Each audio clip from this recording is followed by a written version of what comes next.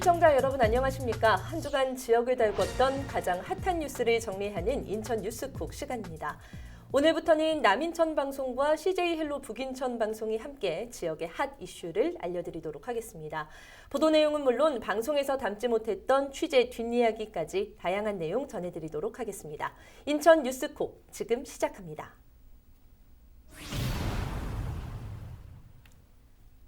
네, 인천시와 국방부가 최근 지역 내 군부대를 집적화해서 이전 배치하기로 합의한 사실 보도해드린 바 있는데요. 그동안 지역의 발전을 가로막았던 군부대를 집적화해서 원도심 발전에 꾀하겠다는 게 목적입니다. 그런데 군부대 이전 발표에 반발하는 지역이 있습니다. 바로 부평구 일신동인데요. 이 삼보급단을 포함한 부평 지역의 군부대가 일신동 17사단 부지로 집적화되기 때문입니다. 이재필 기자가 취재했습니다. 먼저 리포트 보시죠. 부평구 일신동입니다. 일방적인 부대 이전을 수용할 수 없다고 적힌 현수막이 곳곳에 붙어 있습니다.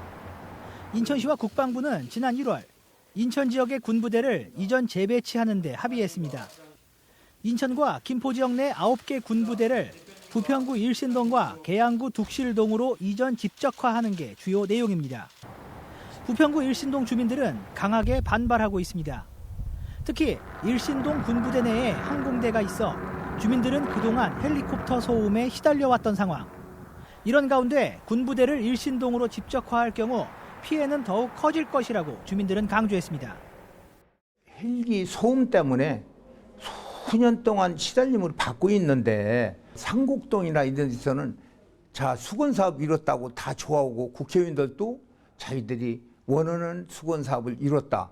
그러면 일신동이나 부계동은 완전히 군 부대 지역으로 아주 다 만들어 버리던가. 주민들은 3일 항의 피켓을 들고 부평구를 찾았습니다. 구의회는 주민 동의 없이 군부대 이전 집적화가 결정된 배경을 차준택 부평구청장에게 물었습니다. 해당 지역의 주민들의 의견 수용을 하는 절차, 이것이 빠져 있습니다.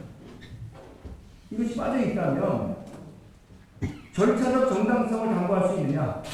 해당 지역 주민들이 가장 안타깝게 생각하는 것이 당신들의 목소리가 전혀 반영되지 않은 협약.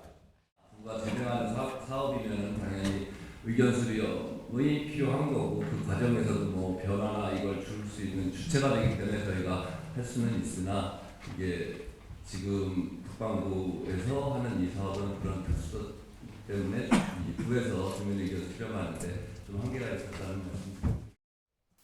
부평구는 일신동 주변 시설 개선 등을 인천시에 건의하겠다고 밝혔습니다. 하지만 일신동 주민들은 차주부터 강도 높은 단체 행동을 펼치겠다고 예고했습니다. 헬로티비 뉴스 이재필입니다.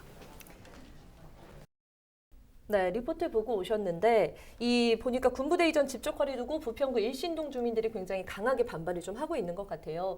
일단 이렇게 군부대 이전 집적화 결정이 난 배경부터 좀 살펴볼까요? 네, 지난 1월 31일이었죠. 국방부와 인천시가 홍영표 더불어민주당 원내대표 사무실에서 그 인천과 김포 지역 9개 군부대를 집적화하는 이런 이전 재배치 계획을 발표하고 합의를 합니다. 이제 그동안 지역 발전을 가로막았던 군부대를 이제 이전 재배치해서 지역 원도심 활성화를 꾀하겠다는 그런 목적인데요. 특히 이번 이전 계획에는 이제 부평 지역 사회 발전에 가장 큰 걸림돌로 거론되던 삼보급단도 이전 계획에 포함이 됐습니다. 삼보급단 이제 부평 미군기지 옆에 자리하고 있는데 그 지역 발전은 물론 부평과 서구를 잇는 장고개도로 건설 계획도 이 삼보급단에 막혀서 10년째 답보 상태에 있는 그런 상황이거든요. 때문에 삼보급단 이전 계획 발표를 두고 지역 주민들은 굉장히 반겼습니다. 그런데 이제 문제가 있는 거죠. 바로 군부대가 집적화되는 지역의 반발인 겁니다.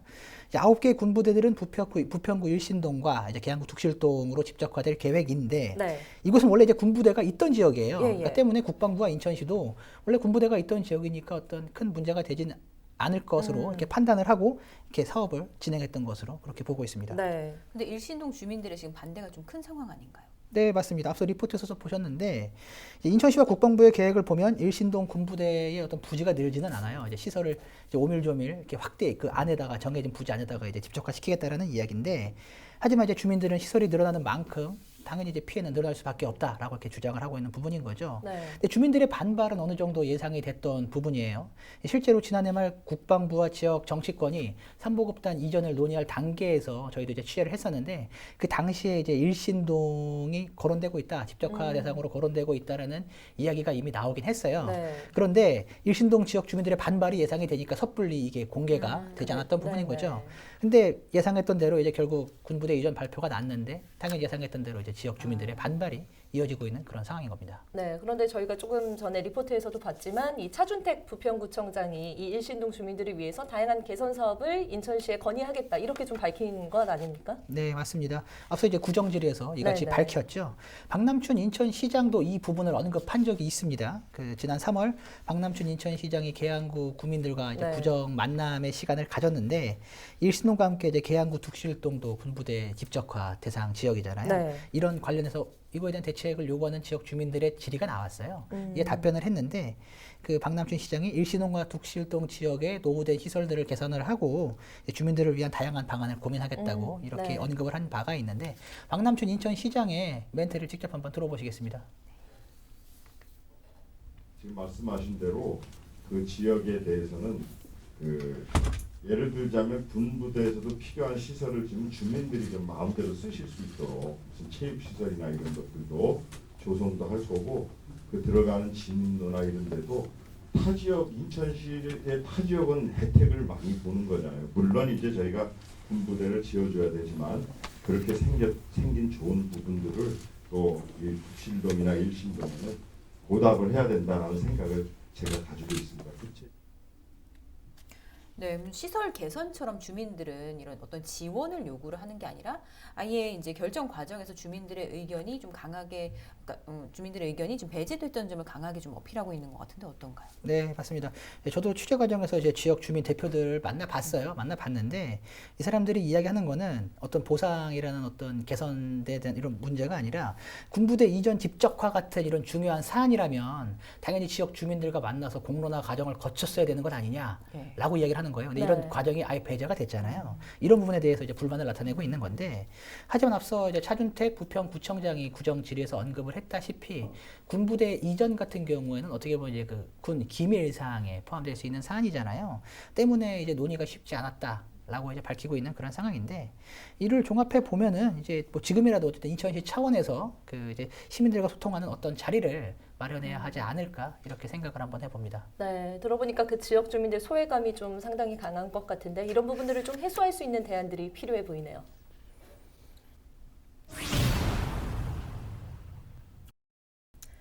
인천과 서울을 잇는 제2경인선 건설 사업이 추진이 됩니다. 최근 기획재정부가 제2경인선 건설 사업을 예비 타당성 조사 대상으로 선정했는데요. 원태규 기자가 취재했습니다. 리포트 먼저 보고 오시죠. 더불어민주당 윤관석, 박찬대, 맹성규 국회의원은 기획재정부가 2019년도 제1차 예비타당성조사 대상 사업에 제2경인선 광역철도 건설 사업을 선정했다고 밝혔습니다. 충분한 경제성과 또 주민 편리성을 보장할 수 있는 인천의 교통혁명의 시발인 제2경인철도가 기재부에서 예타 대상으로 선정된 것을 매우 뜻깊게 생각하고 아직 몇 가지 과정이 남아있긴 합니다만 주요한 그 절차는 많이 좀 통과됐다고 생각을 합니다. 제2경인선은 인천 연수구와 남동구, 수도권 서남부 지역의 서울 접근성을 위한 사업입니다. 앞서 지난해 12월 한국철도시설공단이 진행한 타당성 조사에서 1이 넘는 BC값이 나오면서 사업 진행의 근거가 확보됐습니다. 제2경인선은 인천과 서울 구로를 잇는 건데 총 37.18km 구간에 사업비 1조 1천억 원이 들 것으로 예상됩니다. 제2경인선에서 신설되는 노선은 청학역부터 광명까지 19.5km 구간입니다. 인천역에서 청학까지 8.3km는 기존 수인선 노선을 사용하고 광명에서 구로까지는 구로 차량기지 이전 노선을 활용할 예정입니다. 제2경인선 사업이 추진되면 인천 시민들의 서울 접근성이 크게 향상될 것으로 기대됩니다. 우리 인천 시민들 전체에게 이 혜택이 돌아갈 것이라고 보이고요. 1시간 반 정도 걸리는 서울까지의 이동 경로가 1시간 정도 줄어들게 되는 교통혁명이 이루어지게 되었습니다. 진심으로 이것을 염원해 주신 것은 우리 시민들의 덕이라고 생각이 되고요. 인천시는 오는 2021년까지 국가철도망 구축 계획에 제2경인선 사업을 반영한다는 목표입니다. 추가 일정은 진행 추이를 지켜봐야겠지만 2024년 이후엔 착공에 들어간다는 계획입니다. 윤관석, 박찬대, 맹성규 국회의원은 향후 예비타당성 조사 통과와 차질 없는 사업 추진을 위해 적극적인 역할을 해나가겠다고 밝혔습니다. NIB 뉴스 원태규입니다. 네, 리포트 보고 왔는데요. 이 제2경인선 철도 현재 상황이 어떤지 먼저 좀 짚어볼까요? 우선 제2경인선은 인천역과 서울 구로역을 연결하는 철도망입니다. 네. 기사에서 보셨듯이 이제 기획재정부의 예비 타당성 조사 사업에 선정된 겁니다. 그러니까 우선적으로 이 사업의 출발을 위해서 첫 단추를 꿰었다고 볼 수 있는 겁니다. 네. 이제 이 사업이 사업성이 있는지 없는지 확인하는 절차를 거치게 됩니다. 물론 앞서 진행한 사전 타당성 조사에서 비시값이 1이 넘었기 때문에 긍정적이라고 볼 수 있지만은 그 결과는 또 기다려봐야 합니다. 네. 이와 동시에 이 사업이 추진되기 위해서는 이 사업을 반드시 국가철도망 계획에 포함시키는 절차가 진행돼야 됩니다. 네, 이게 실현이 된다면 또 경인선과 또 수인선에 이어서 세 번째 광역철도망이 될 텐데요. 인천 시민에게는 좀 어떤 혜택이 돌아갈까요? 우선 기사에서 나온 이 3명의 국회의원들은 이 사업을 두고 제2경인선 사업을 두고 인천 교통혁명이라고 표현했습니다. 그만큼 서울 접근성이 인천 시민들의 서울 접근성이 크게 좋아진다는 건데요. 네. 제2경인선이 인천역을 출발해서 청학동과 연수동, 논현동, 서창지구를 관통하기 때문에 특히 연수구와 남동구 주민들에게 큰 혜택이 돌아갈 것으로 예상됩니다. 우선 연수구 청학역에서 출발을 한다면은 네. 30분 내로 서울에 도착할 수 있을 것 같고 남동구 논현이나 서창에서 출발을 한다면 20분대에 서울 진입이 가능할 것이라고 예상되고 있습니다. 네. 이제 예비 타당성 조사를 받아야 하는데 예비 타당성 조사를 이제 통과를 하면 그럼 착공은 언제쯤 가능한 건가요? 철도망을 신설하긴 한다고 하는데 언제 이게 착공이 들어가고 완공되느냐 여기에 답하기는 아직까지는 조금 어렵다고 말씀드릴 수 있습니다. 네. 왜냐하면 이제 기재부의 예타 사업에 선정됐기 때문에 이 예타가 완료되려면 최소 1년 정도는 소요된다고 예상되고 있고요. 네. 또 국가철도망 구축 계획에 이 사업을 포함하는 또 어려운 절차가 또 하나가 남아 있습니다. 네. 이것과 함께 또 기본 이후에는 또 기본 계획을 고시하고 실시 설계 과정도 물론 당연히 거쳐야 합니다. 네. 착공에 앞서 많은 절차가 남아있기 때문에 언제 착공해서 완공될 것이다 속단하기 어렵고요. 네. 하지만 여기 이 기사에서 나왔던 이 국회의원 세 분은 이 사업이 추진되기 위해서는 10년 정도, 완공까지 10년 정도 걸릴 것이다 라고 예상을 한다라고 기자들 질문에 답변을 한 바 있습니다. 네. 물론 추진 과정에서는 경제성이 부족하다는 이유로 이 사업이 좌초될 수도 있지만은 하지만 어쨌든 기재부의 예타 사업에 선정됐다는 것만으로도 첫 단추를 꿰었다는 것만으로도 큰 의미가 있다고 볼 수 있습니다. 네, 아무쪼록 이게 지역 주민들의 오랜 수건이었잖아요. 네, 제2경인선 무탈하게 추진되기를 저희도 함께 기대해 보도록 하겠습니다.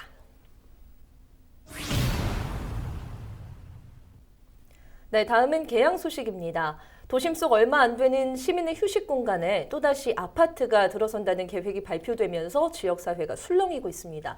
네, 이정화 기자, 개항 경기장 일대에 뉴스테이 임대주택이 들어선다고요? 네, 그렇습니다. 아직 구체적인 계획이 잡힌 건 아니지만 그럴 가능성이 커진 건데요. 네. 개항 경기장 일대 부지에 뉴스테이, 기업형 임대주택이 들어선다는 인천시의 계획이 발표됐습니다. 네. 개항 경기장 북측에 위치한 이 부지는 11만 제곱미터고 이걸 축구장 규모로 좀 봤을 땐 16개 정도에 해당하는 크기입니다. 예, 예. 개항 경기장은 지난 2014년 아시안 게임을 위해 생겼고 지금은 인천시의 소유인데요. 그런데 지난해 인천시가 인천시 내의 아시안 게임 경기장의 유휴 부지를 매각 계획을 세웠어요. 그래서 해당 구에 이거를 팔겠다 이렇게 팔기로 했고 매각 기한은 올해 말까지입니다. 네. 그 당초 계양구는 10년 분할을 조건으로 이 땅을 매입하겠다고 했는데 문제는 이제 계양 테크노밸리나 주변 개발 이슈가 생기면서 네. 이 땅의 이제 감정 평가액이 천정 부지로 오르게 된 겁니다. 예, 예. 400억까지 올랐다고 하는데 본래 이제 작년에는 300억 원대 중반이었는데 그때랑 지금만 비교해봐도 50억 원 가까이 이상 그러네요. 오른 금액입니다. 네. 이 때문에 지금 열악한 계양구의 재정 자립도로는 이걸 감당할 수가 없어서 그렇다면 인천시에서는 니네가 못 살 것 같으면 이걸 인천도시공사로 넘겨서 뉴스테이를 건설하겠다 네. 이런 계획을 발표한 겁니다. 구는 애시당초 재정적 부담을 이유로 예. 인천시가 토지 매입 비용에서 특별조정 교부금 일부를 좀 지원해 줄 것을 요청을 했지만 네. 성사가 되지 나오지 않았고요.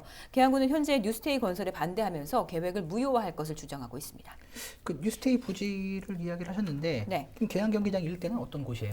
이 계양 경기장 작년에 이제 가보셨는지 모르겠는데 가을에 이 꽃잔치가 열렸습니다. 평소에는 반려견 쉼터로도 쓰이고요. 네. 주민들 이제 주된 목적이 주민들이 뭐 산책을 하고 좀 정말 휴식을 할 수 있는 이런 공간입니다. 지난해에만 20여 명이 방문을 했다고 하고요. 우리 지역뿐만 아니라 주변 지역에서도 이제 좀 많은 시민들이 몰려들면서 지역 명소 가운데 하나로 자리를 잡았어요. 그래서 네. 우리 지역뿐만 아니라 주변 지역에서도 시민들이 좀 많이 찾고 있는데 저희가 어제 오전에 다녀왔는데 반려견 나들이를 나온 주민들을 좀 쉽게 만나볼 수 있었습니다.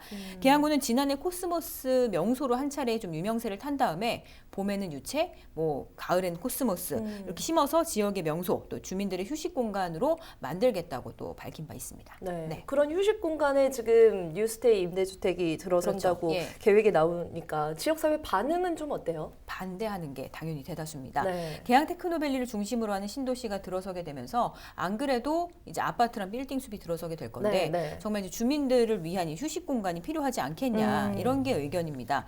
실제로 이 계양 경기장 일대에서 자주 산책이나 운동 또 반려견과 시간을 보내는 주민들은 뉴스테이가 들어설지도 모른다는 계획 때문에 좀 난색을 표하기도 했습니다. 직접 주민들의 말 한번 들어보시죠. 아파트 단지가 많잖아요, 주위에. 그래서 여기 뭐 자주 운동을 나오거든요, 거의. 근데 한 바퀴 뺑 돌면서 꽃 같은 거 구경하고 너무 좋아요, 도심 속에 있어서. 적극 반대합니다. 봄에는 유채 꽃밭이 이제 조성이 되고 이제 가을에는 또 이제 코스모스 밭이 조성이 돼요. 또 굉장히 이제 주민들한테 지역 주민들한테 그 좋은 이런 생활 환경이 되기 때문에 여러 가지 어쨌든 입장에서 봤을 때는 새로운 주택 단지보다는 당연히 그냥 이런 그 주민 편의 시설로서 그냥 존재하는 게 훨씬 더 낫다고 생각을 합니다. 체육관과 더불어서 이런 그 공간이 있다는 게 주민들한테는 굉장히 도움이 되죠. 네, 지난달 29일 인천시의회 본회의에서는 김종득 의원이 계양 경기장 뉴스테이 건설을 반대하는 5분 발언을 이어가기도 했습니다. 의원의 발언 함께 들어보시죠. 명실공히 그 인천 계양구의 어떠한 랜드마크, 인천을 대표하는 그 자랑스러운 그 쉼터가 되지 않았느냐. 재건축, 재개발로 인해서 지역의 어떠한 그 공간은 충분히 주택으로 차지하고 있고, 그 다음에 테크노밸리가 그 들어서면은 14,000세대 이상의 아파트가 들어서게 되는데, 그렇다면은 테크노밸리의 어떠한 그 주민들의 그 쉼터 공간으로 적절한 부지가 되지 않겠느냐, 이래서 반대를 하는 겁니다. 네, 이처럼 지역사회에서는 반대하는 한 목소리를 내고 있습니다. 어쨌든 시민 여가 공간으로 현재 잘 활용되고 있는 이 계양 경기장 인근 부지가 인천시의 계획대로 뉴스테이가 될지 아니면 지금처럼 주민의 휴식 공간을 지킬 수 있을지 앞으로 좀 지켜봐야겠습니다. 네, 잘 들었습니다. 이정은 기자 수고했습니다.